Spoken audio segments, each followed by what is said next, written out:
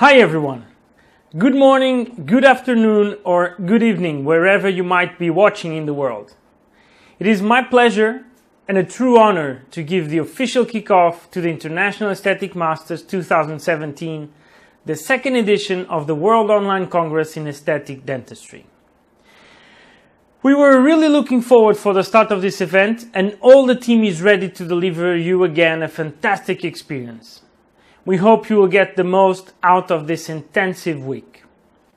Now, let me launch the first conference of the second edition of the International Aesthetic Masters. As you know, aesthetic dentistry is closely linked to adhesive protocols. For that reason, I thought it would be important to start this program with a conference that would focus on the isolation of the operatory field, which would be a subject transversally spoken throughout this Congress. So, I welcome the renowned Belgian speaker, member of the bioemulation group, Dr. Stephan Bowie, on his conference about isolation, the essentials. Stephan graduated in Brussels, where he followed a postgraduate program in aesthetic dentistry. It has been almost 20 years that he lectures about rubber dam techniques and adhesive dentistry. He is an active member of some scientific societies and an active member of the bioemulation group. Besides lecturing, Stephan also focuses in his private practice on microscopic aided restorative dentistry. So, let's hear and learn about isolation with the great Stephan Bowie.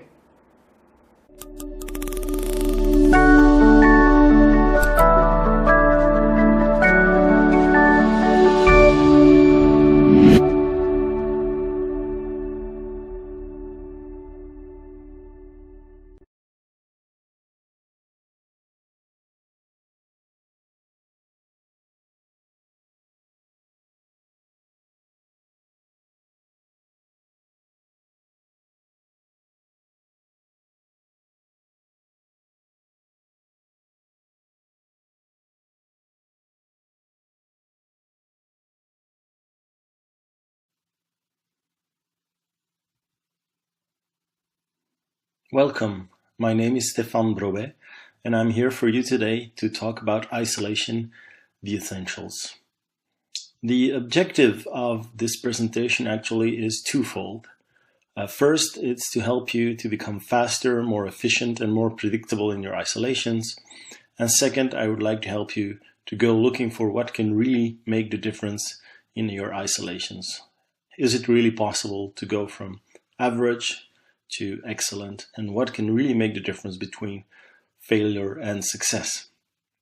Now, in order to have a good predictable outcome, we need good materials, so we need to get all the right gear and make sure that those help us to be able to apply all the techniques and all the strategy that we need for successful outcomes. Now, the rubber dam sheets to begin with is the basic thing, and actually, independently from whether you're using latex or non-latex, you need heavy gauge or thick rubber dam. Medium or thin will not do the job.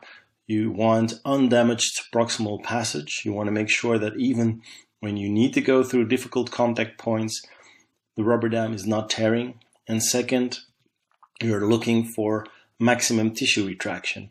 And you want it on two levels. Actually, you want it to work on macro level, on a big scale. You want to retract lips, cheeks, and tongue, and you want to retract on a micro level. You want to be able to retract and push away a papilla, for example. So this is why you need a thick rubber dam that is able to do all this.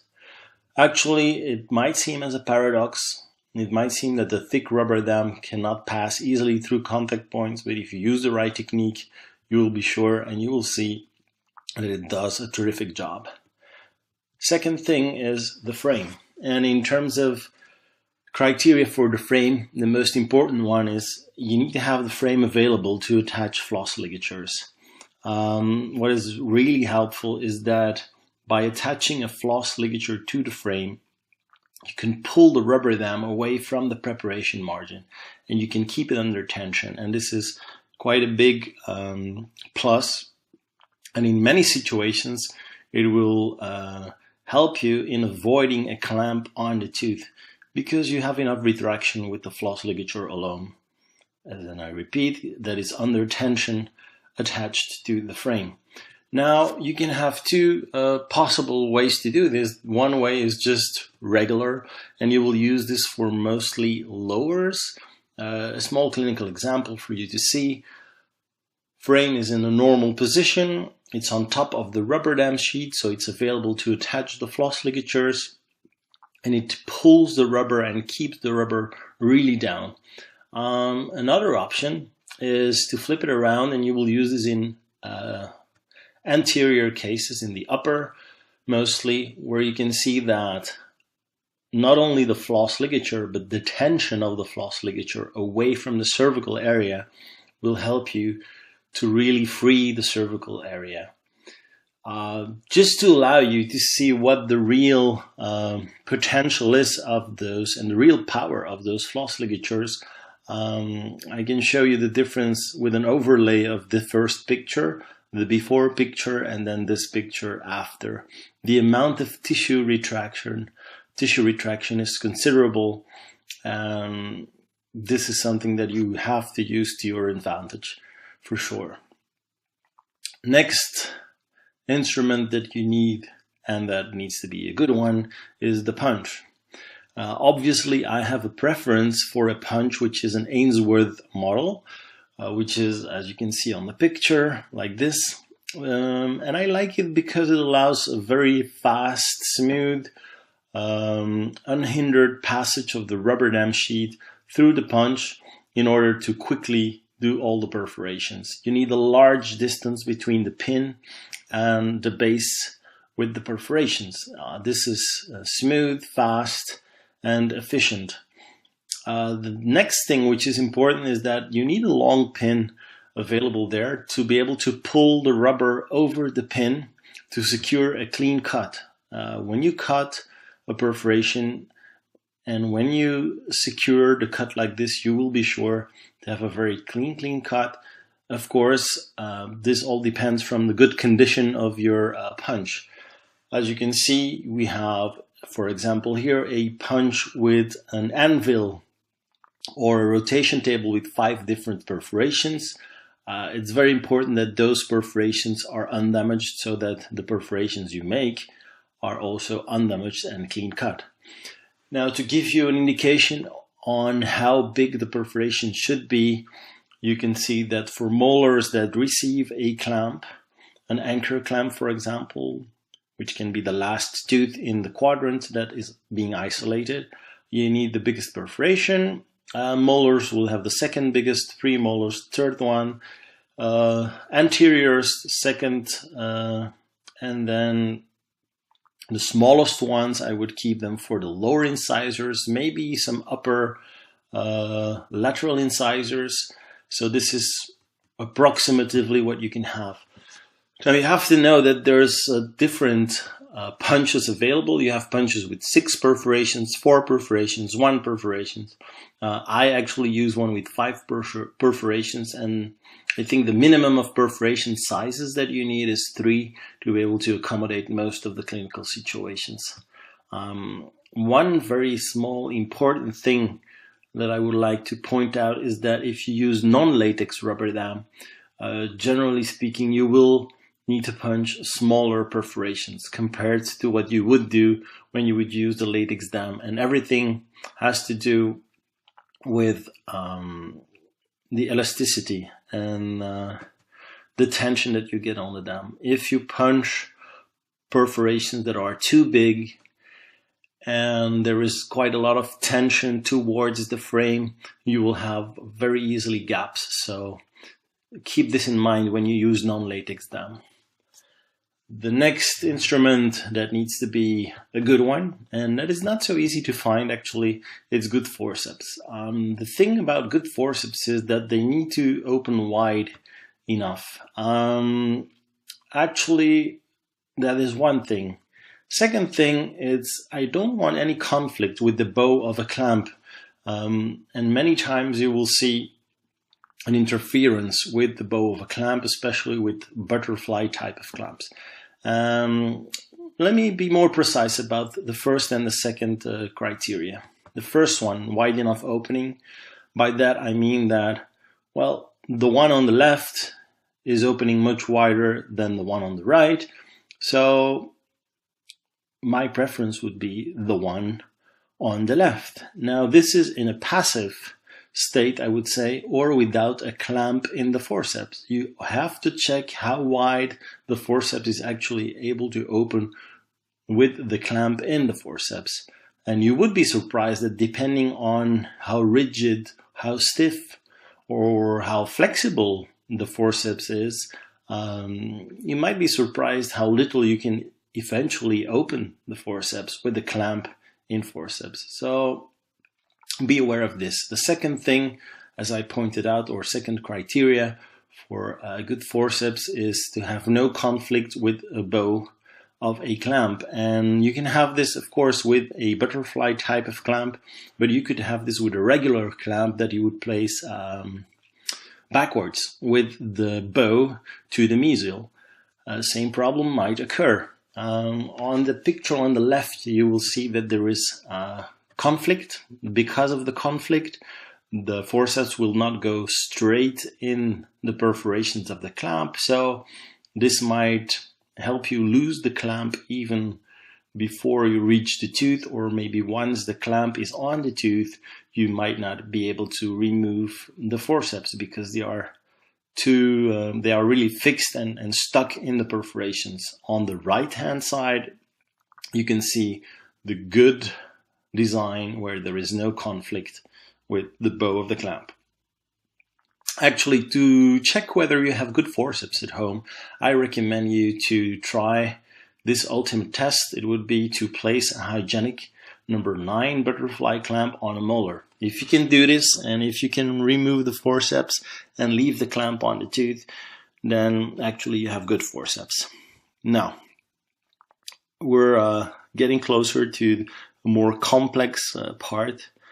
It's not too bad, but still it needs a little more explanation than those first instruments. It's the clamps. And for clamps, I think it's very important that I can help you out how to look for strengths and weaknesses in clamps.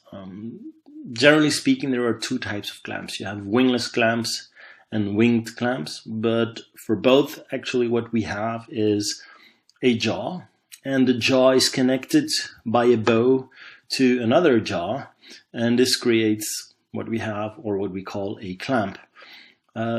Thing is, we also have prongs, and those prongs can be separated with a big distance, can be very close to one another, and we have also a perforation that allows for the forceps to engage and to take and pick up the clamp. Now, if you use a wingless clamp, the technique you will need to use to place the clamp together with the rubber dam on the tooth is a little like this. You pre-attach the clamp in the rubber sheet, and you will be able to use a kind of parachute technique where it's very easy to see and find the tooth that needs to receive the clamp. So that is one thing. Second thing is the winged clamps that have basically also a jaw, a bow, and another jaw that makes out the clamp. But specifically for winged clamps, we have two more features. First feature is actually the anterior wing that might help in pushing away the dam from the cervical area, so it spreads the dam a little more around the tooth. So this is more beneficial for, I would say, single tooth isolations. And then you have also a central wing available that is more or less pronounced. Now, the advantage of a winged clamp is when pre-attaching the clamp in the rubber dam is that you can prevent the rubber from getting caught between the contour of the tooth and the prongs. As you can see it here, we have a good positioning, a good pre-attachment. In the next picture, you will see that the one on the left is not the good one because we will have a conflict here. As you can see, when we go and attach it to the tooth, the rubber dam will be cut when it slides or when the prong slides against the contour of the tooth. So this is not the way to go. The right hand side is the right way to proceed.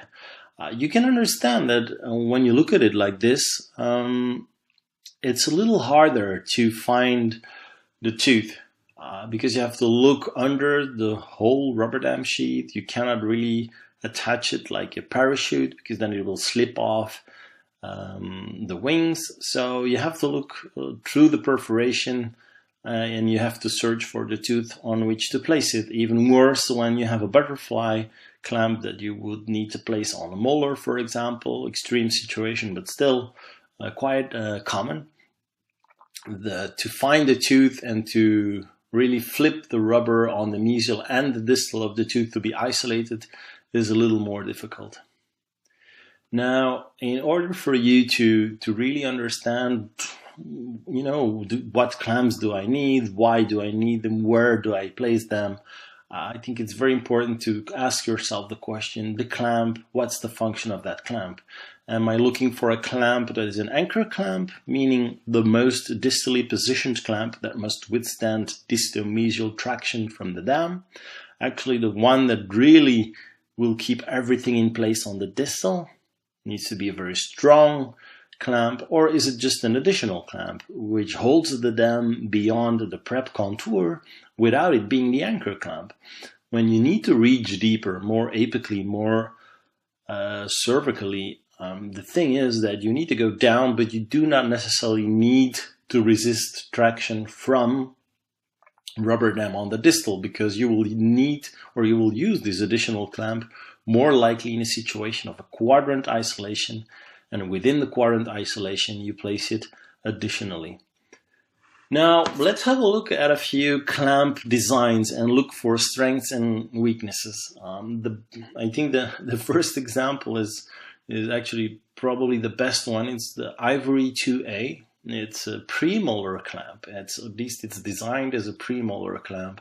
You have other brands that have also the 2A Hygienic, Euphrates. They are all premolar clamps. When you look closely, when this is on a premolar, in most clinical situations, the prongs, they enter the proximal area. And by entering the proximal area, they prevent the dam from snuggling up to the full contour of the tooth. And it really creates gaps. So actually what we have is a clamp that is too big to fit a premolar. Just to show you a clinical situation where I had the same problem myself on the palatal of the premolar, second premolar. You can see a gap, you can see the gum peeping through. It's quite hard now to force and to pull the rubber dam under the clamp over the gum, not to see any pink spots anymore. So the mistake here is actually using a clamp that is too big. Second thing is, when you have a clamp like this that is too big to fit the tooth, is we have two rotation points that can create a rotation axis. You can see the same thing on the mesial or on the distal. Anyhow you look at it, you have the clamp touching the tooth in one point, and it's touching in another point, and 2 points, they define an axis, and around this axis you have a rotation. So any traction on the dam from the distal will create a rotation, and you will have clamps flying all over the place. So actually the conclusion is, a premolar clamp like this, it's too big to fit the premolar. It's obvious. Now I have a few general rules about clamps for you, and they are related with function but also with the shape of the tooth. The thing is, first to ask yourself, really, do I need the clamp? Because I would suggest, if you can isolate without a clamp on a tooth, it's more beneficial. You will have less conflict, of course, with restorative procedures, matrix bands, wedges, anything that gets in the way. This will really make your life easy if you succeed in isolating much deeper and much more without a clamp on the tooth. Obviously, there are so many situations, clinical situations, where, of course, you have no choice. If you have an anchor tooth, it's the last tooth in the mouth. If it's the only tooth in the mouth, obviously, you will need a clamp. Now, second thing is to know and understand that stability comes from 4 points contact. That would be ideal. That, like a chair that is standing on the floor, you have a stable position, you have 4 spots where the chair is touching the floor. These 4 points give you the stability that you need. And exactly like this, a clamp should touch the tooth. 1, 2, 3, 4 spots of contact, and you need to make sure that all those contact points are within the contour of the tooth. And make sure they don't extend too far distally or too far mesially, so that they would prevent, first, the dam to slide up to the cervical area of the tooth, and second, to prevent any interference with a wedge or a matrix placement, for example, or a separation ring, anything that you need during the restorative procedure. Now, third point is actually stability of a clamp also comes from bow strength. So not only from the prongs, but from the bow strength. And I think everybody understands that if the bow is longer, it will be not so strong. So bow length is decisive. Bow thickness is also decisive. The thicker the bow, the tighter the clamp will be on the tooth. And then the width of the bow is equally important. The wider it is, the stronger the clamp you will have. And sometimes you might have clamps that need to compensate for bow length with bow thickness. It's all physics, actually. So this is something you have to look for. If you're looking for an anchor clamp, make sure that you can look for one that has a wide, strong, thick bow that is not too long, so that if it's on the most distal tooth, it's not conflicting with any anatomical features like upper teeth or the jaw or anything, or muscles. So something to look for. Second element in relation to the bow is actually active bow strength. And active bow strength, it comes from prong proximity in passive state. When you look at the clamp on the left, you can see that when you have it passively on the table, the prongs are touching. So the difference with actively placing it on the tooth is rather big. So you can be sure that this is one that will really be very tight on the tooth. The one on the right hand side in passive state, you see the prongs are not even touching. So compared to the active state on the tooth, the difference is not so big, so there's not a lot of potential of this clamp to be very strong and pinching very strong on the tooth. It does not mean that the one on the right is a bad one. Sometimes it just needs to be reactivated, so you can really push or push back the prongs closer together with some forceps, for example, and then you can reactivate it, and you can repeat this over time until at one time you will fracture the bow, and then time to take another clamp, of course. Another element to watch out for is, and to understand, is that serrated jaws increase the chances of stability, because instead of having only 4 possible prong tips, you might have 8 or 10 possible prong tips that touch the tooth or the contour of the tooth. So these, in most of clinical cases, are very stable clamps, the one with the serrated jaws. Now, something else is important. Now that you know where stability comes from and what to look for, you need to bring this in relation to the contour of the tooth. So when we look at a tooth and when we realize that we might have a cavity at normal level, or we might have a deep cavity, we understand that the deeper the cavity is located, the more narrow is the contour at that level. And, the more narrow the contour is, well, the closer the prongs are together. So we have increased prong proximity, meaning that the tips where you touch the tooth are closer and closer together. So generally speaking, the deeper you need to isolate, the smaller the clamp should be, and the more closer together the prongs should be to be able to find grip up, high up the root surface of the tooth maybe. And just to illustrate this a little better, I can show you this. This is a regular molar clamp, an anchor clamp. On a molar, it's hygienic 12-8 or 13A. Serrated jaws, this is, I would say, the maximum approach, the deepest approach you can get. If you use a U3D 212, which has, of course, a very narrow prong, or very narrow prongs, or very narrow tine, you can see that you can reach much deeper, and you can really select, for example, only the mesial part of the root or the distal root.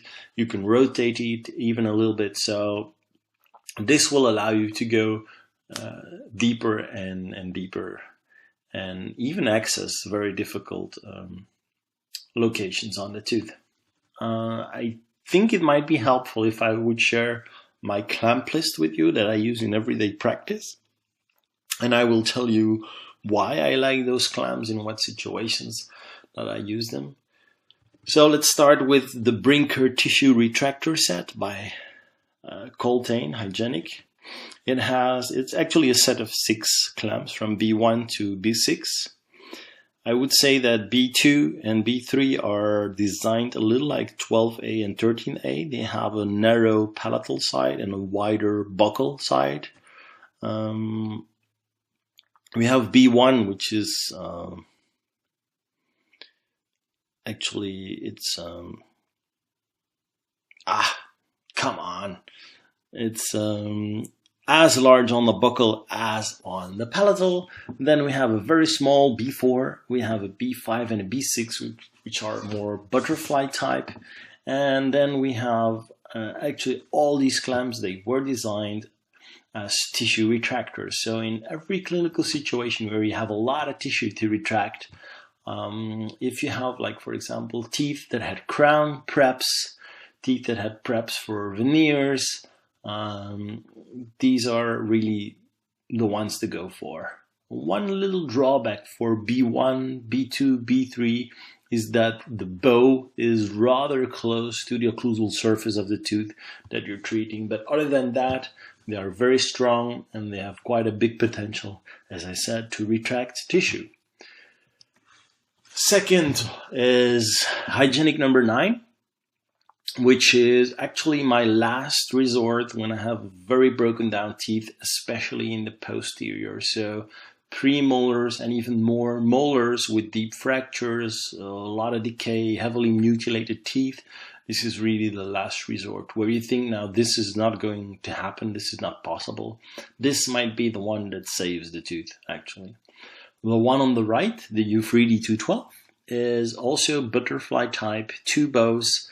It's a little more stiff, and I would rather use it in anterior situations, going from centrals, laterals, canines up to premolars, and especially in a separated version, in a cut version where you remove one of the bows.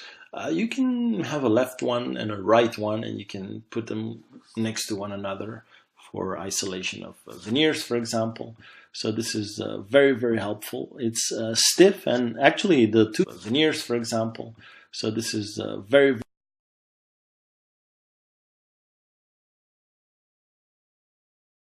one of the bows, it really keeps quite a lot of the original stiffness. So to me, you have to have those in multiple specimens. Hygienic 12A and hygienic 13A are actually, I would say, in 80% of the cases, my anchor clamps, both in the upper and the lower molars. So standard, absolutely mandatory clamps in the kit. The next one is Ivory 2A. Already talked a little bit about Ivory 2A. The clinical situation in which I'm going to use this is more likely to be on upper molars, so upper second and upper third molar, or even a lower second or third molar. Very, very good choice because it's a premolar clamp. It's very stiff, a very strong bow. So if you have to go deep with a smaller tooth contour and it needs to be stable, this is the one you're going to look for. It saved quite a lot of teeth. And the thing is, as you can see, it's a winged clamp. What I would suggest, if at any time the wings would bother you or have any conflict with instruments or matrix bands, anything, just cut off the wings on the anterior and there will be no conflict anymore. So easily you can customize those clamps. What I never do, actually, I never sharpen the prongs. I think that the prongs, they are sharp and pointy enough already. I never do that, but maybe you can cut and you can, you know, place the prong in another position by cutting and by customizing the clamp. So this is something to think about. Another clamp which I really like, and I think you will see it in the last clinical case, it's the Euphrates 27N. This is also more likely to be used on a big premolar, but I was using it on a small molar, especially in the lower. So I like it because the design and the prongs are very, you can see the strength. You see passive state prongs are together. You have a very wide and thick bow. So it's a very strong clamp actually. So this is why it should be in the kit. And then one that I have here is the last one is the Euphrates 8A. It's one that I like to use on teeth that are not very erupted or much. So imagine you have to do a sealant or some preventive resin restorations on, you know, 12, 13-year-olds, and the molars are not necessarily very high up, younger patients even. They reach very deep. Don't use them for heavily mutilated teeth, you know, all those teeth that have severe breakdown, that have a big part missing. The deeper the cavity, as you remember, I hope, the smaller the clamp should be. So use this for mainly occlusal access and not for buccal, lingual, or proximal access, as you understand. Now, next step in the gear is the floss. You need one type of floss with which you can do everything. It's Johnson & Johnson waxed floss. And then I would suggest to have some cord, retraction cord also. One I like is the Polish brand Cercamet Best Cord. And then, of course, as last, you need some Ptfe, some Teflon tape. I have two thicknesses. One is, the one on the left is the thick one. I will use it more in a napkin kind of way. If I need to, you know, cover up some defect in the rubber, or if I have a split dam and I really want to tuck part of the Teflon tape into the sulcus on one side to cover the papilla up to the other side. This could help. The thin one on the right hand side, sorry. I use this, you know, as a main plug-in. You will see to retract gum even more. Another thing you should absolutely have. It's amazing. It's the Pagdam. Really, to be honest, it's the best template ever. Because it's easy, it's fun, and actually it accommodates anteriors, quadrant, and single tooth isolations. Actually, it's one of the few templates that really gives a good indication of how far apart the perforation should be in a standard situation. Obviously, you still need to check the clinical reality, but this is really a way to go. For me, this is also a must. You can find it on Facebook, on eBay. It's a free download, and you can even make your own Pagdam. So please, please, please use it. It's a very help. There is no shame in using a template. On the other hand, I think it's a very smart thing to do. Now, we need to tackle a few things still, of course, to be successful. And the first thing now, in terms of, I would say, techniques or strategy, it's inversion. When rubber dam is passively laying on the tooth like this, then obviously it's not inserted into the sulcus and it's not, pushing very much on the papilla. So this is not good isolation. You will have a leaking rubber dam. What you see here is inversion, and inversion is inversion, and inversion of the rubber dam is really inserted into the sulcus and pushes down on the papilla. And as you can understand, this is much easier if you have thick rubber dam, if you have heavy gauge, and if you have small perforations. Because the rubber will tend to go and look for the deepest, most narrow contour of the tooth automatically. So the objective is to have a result like the one on the clinical picture here. It's all the papilla are packed away, dam is in the sulcus. You win easily 1 millimeter of retraction because of thick rubber dam, small perforations, and inversion. To me, it's the minimum for good isolation. It's really the minimum. If you need to do deeper restorations, I will tell you, and I will suggest, use some floss ligatures. Use some floss ligatures. The most important criteria for good isolation. Other than that, I think it's very useful to go scouting for success. I think you need to analyze and search for pitfalls in the clinical situation that you face. And the thing is, please use x-rays, use bite wings to check bone levels, assess the difficulty of the case. Go look for bone level, go check root proximity. If you have roots close to one another, if you have roots far apart, is there any implant base structure, which is a small cylinder, which is not at all comparable to a wide root base of the molar, for example. You need to see all those things and need to analyze those elements prior to starting, prior to deciding what to isolate and prior to making the perforations. Now, another thing, I think this is key, it's to test all the proximal spaces with floss. So before isolating, please test proximal spaces. If the floss is damaged, then you know that the rubber will be damaged at the time also. If you know that the floss passes, also thick rubber dam will be able to pass because you will be using the right technique. So you can be sure that this is the best test to check. Nothing is more frustrating than getting somewhere halfway or almost there and at the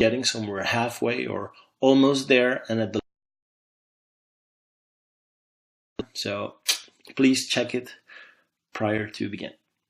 In terms of strategy, I really recommend you a publication that I did together with David Jardal, a good friend of mine.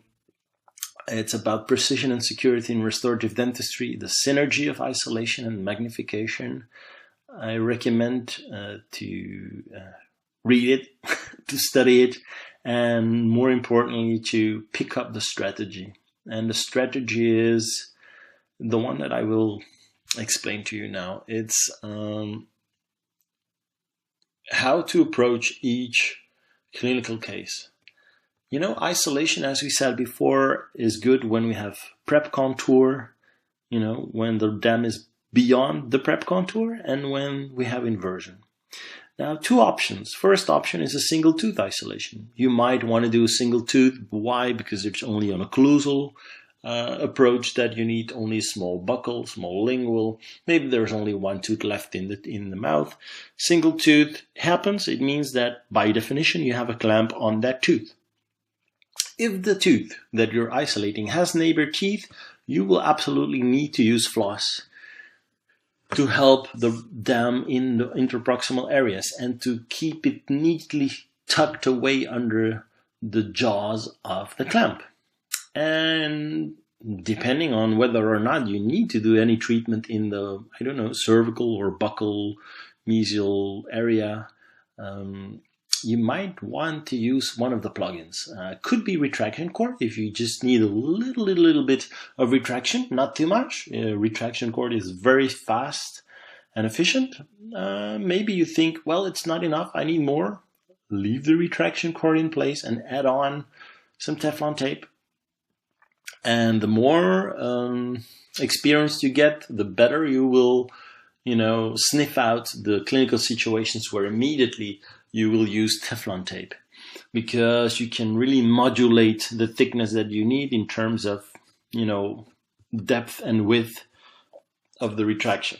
Now, single tooth. Other option is quadrant. Why would you do quadrant isolation? Well, any proximal challenge should guide you to do the quadrant isolation, because the more teeth you isolate, the more easy it will become, the more the rubber dam will be your friend and not your enemy. It will help you to create access, space for instruments, view on things. You will not have any, folds on the palatal or the lingual that will cover the areas that you need to treat. So quadrant isolation in any situation that has proximal challenge. Now, I would say there is an anchor tooth. By definition, could be the last tooth available in the quadrant, but maybe not. I would prefer to put the anchor tooth, one tooth distal of the one that I treat. But okay, if it's the last one to treat, there is no other choice. And of course, you have an anchor clamp on that anchor tooth. If you need to treat it, you have the same protocol with floss, retraction cord, and Teflon tape as before. And especially every tooth that receives a clamp should have some manipulation with floss to really pull the rubber very close up under the clamp jaws, so that you don't need to use any liquid rubber down there. You need to be sure. It's a false sense of security in so many cases, so please use the floss. Now, within that quadrant, it's possible that some other teeth might need some treatment. And of course, those other teeth, if you can isolate them with only some floss and maybe some plugins like retraction cord and Teflon tape, then it's quite an easy job, because you can reach all the difficult areas. So this is a good thing. Well, if it's more difficult and if the challenge is more to the apical, more to the cervical, you might need a clamp on the tooth. It's an additional clamp. If you need to place it, and if you tried floss before, remove the floss. Then put the additional clamp, and only then put the floss again. And then maybe you have to fine-tune with some retraction cord or Teflon tape. Actually, this strategy will help you to address every single situation. Every single clinical case, you can bring it back to this strategy, and you will know what to do. If floss is not enough, you put retraction cord. Is retraction cord not enough, you put a Teflon tape. Sometimes you need to combine with an additional clamp. I'm really a fan of the floss ligatures, so I want to share with you. You can find this everywhere in the meantime. On YouTube, almost every isolator that respects himself made his own video of the double self-tightening ligature. So let's have a look. The double self-tightening ligature is the most powerful, I would say. No explanation, just watch. And this is a ligature, as you can see, that you can tighten single-handedly. So the two ends, you can tighten them by pulling, or you can tighten the knot by pulling the two ends in the same direction. This is very, very useful, because you can use another instrument to keep the rubber in the sulcus while you tighten it with another hand. So no need for an assistant even there. The most amazing floss ligature, really. Now, as you can see on this sequence of clinical pictures, the one on the left is just without rubber dam. The second one is floss ligature passive. Third one, floss ligature active, attached or under tension. And then the fourth one and the fifth one is actually a little bit of magic, where the floss ligature is even pushed deeper in the sulcus, and then the knot is just pulled towards the palatal side. Because sometimes you need to realize that the knot can be to your advantage or it can be to your disadvantage. If the knot gets in the way, just pull it out of the way. If the volume of the knot is really helping you to push the rubber dam away a little bit more, keep it there. So up to you to decide where to place the knot. Tip maybe in terms of floss ligatures. As you can see, this is a quadrant isolation. Which teeth deserve a floss ligature? I would say by definition, the one that has the clamp. The one that has the clamp, because there is pressure between the gum and the jaw of the clamp, you need the floss to pull the rubber and force it up to the cervical level of the tooth. So this is why floss ligature on the clamped tooth. The tooth that needs to be treated, yes, obviously I want the maximum amount of retraction, so I place a floss ligature. And actually all the neighbor teeth on the side where there is any treatment, you know, if I treat 6, I need to isolate more to the mesial, more to the distal. The floss ligature go on both sides. By placing the floss ligatures on 5 also, on the second premolar, I have maximum tissue retraction. On the mesial of 6 and on the distal, same thing. If you need even more tissue retraction, you need to use any plugins, and we will talk about this in a few minutes. Well, actually, right now. Use plugins, retraction cord. So imagine you have a clinical situation like this. This is an upper central incisor. You can see a floss ligature, double self-tightening, that is attached to the frame. And to create a little more retraction on one side, you just plug in a little bit of retraction cord on that side. You see that it gives you just the right amount of retraction and nothing more. It's very fast and easy to place. So this is, you know, one of the best and quickest way of gaining a little bit of access without too much fuss. It's very fast and easy. As another plugin, you can use the Teflon tape. Let's have a look at this clinical situation where, well, there's a little too much gum there, so I might be tempted to cut away or laser away the gum, but no, I will just push away the gum just with the rubber down. So floss ligature is there. It's not under maximum tension, so it's just passively tucked away behind the frame. The key point is to add a little bit of Teflon tape on one side. And by doing this, what you really do is you open up the sulcus. You really push against the papilla and you really move it temporarily out of the way. So it's a kind way of managing those papilla, especially in the anterior. I don't want to be cutting away some tissue unless it's really excess material. So this is a very fast and efficient way to manage, and then you don't have any bleeding. So the challenge is actually, you know, quite easy to manage. Let me show you a combined case of both I would say a clamp as an additional tool, you know, and some Teflon tape. As you can see here, we have an isolation of 2 centrals. One central needs to receive a veneer, the other central needs to receive a crown.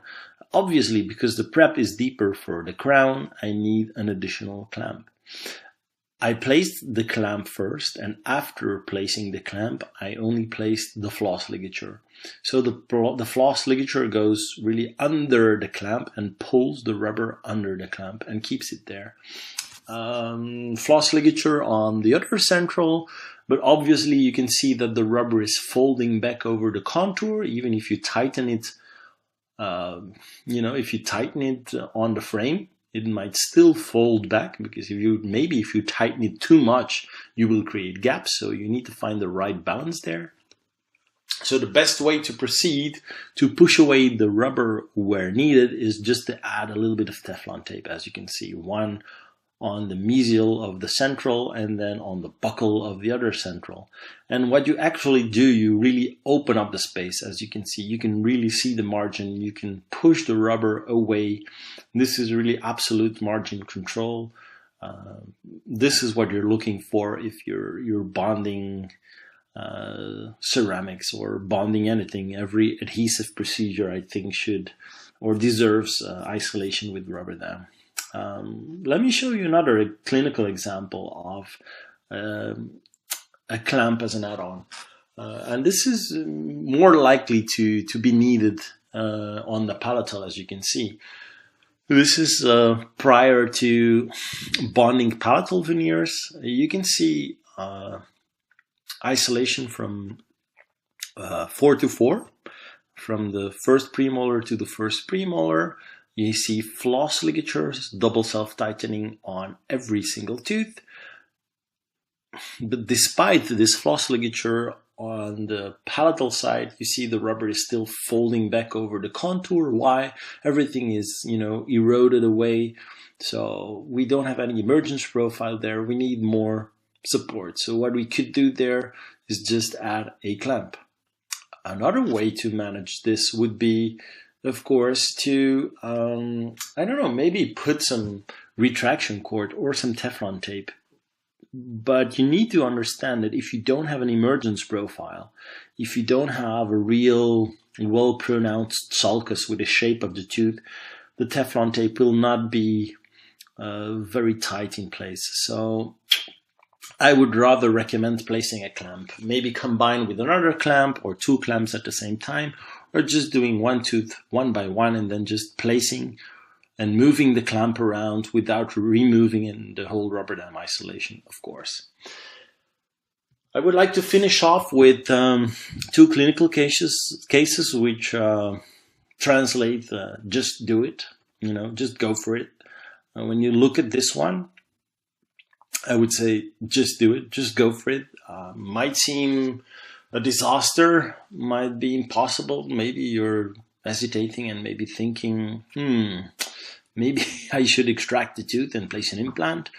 Well, I don't know, a good isolation with a plug-in, because as you can see, there is a quadrant isolation, there is floss ligatures, but it's not enough. So the next step in a case like this, if you can see the amount of retraction that we need, would be Teflon tape, obviously. And what you see here is actually the tooth being built up in the same session, and there is like a big scarf of Teflon tape all around. You free the margins, you can do the build up without any matrix systems. So if you can see it and if you can reach it, then actually you can restore it. So the thing is to create the circumstances, the conditions for you to be able to do this job. It's all about, knowing what the potential of isolation is. And once you know the potential, you eliminate, of course, a very big obstacle that is mostly in your mind. It's not a technical obstacle, it's a thing between the ears. To close it off, I have one final clinical case, which was quite a challenge, actually. It was not so easy, but you will see that it really depends from a few wise choices to be made. This is the initial situation. It's about a deep cervical on a second lower left molar. And the margin of the decay under the restoration that you see, it's not even visible. It's not even visible. So even if you probe for it, you're not even sure where you go. So there's 2 options: or you cut away the excess of gum, and there is a little bit of excess still, or you just go and you find the right clamp. So the thing with this is to understand that you're going very deep in the root. Because you're going deep, the prongs should be closer together. And it would be a good idea to have one prong in the middle of the mesial root and one prong tip in the middle of the distal root. And the furcation area, we will manage it later with some Teflon tape. So as you can see on the next slide, we have the U3D 27, and it's, as you can see, with the prongs almost mid-root, and you have the furcation in the middle. Now, don't panic if you see this. The fact that you have the jaw like this, that is a little away from the tooth contour, is actually to your advantage. It will allow you to place the Teflon tape. You have space at least to tug the Teflon tape partially under the jaw. If you have only sulcus, well, or if you only expect to have sulcus there, well, forget it. There's no sulcus. We're bone level here. So actually, the next thing to do is to close the gap with some Teflon tape. And this Teflon tape, it just stays there because it's compacted and it's partially under the jaw. Okay? Because it's under the jaw, it just stays there, resists. So this is so heavily packed that you can just go ahead and start cleaning the tooth now. You can use a burr, you can use some sandblasting, some air abrasion, you can do anything, and there is no contamination whatsoever, there is no leakage. Why? Because everything is so well kept under pressure with the Teflon tape. So just to wrap up the case for you, key was to have at least a little bit of tissue above bone level. That's the first thing. Even though maybe I have violated biological width, I can get up close to the bone.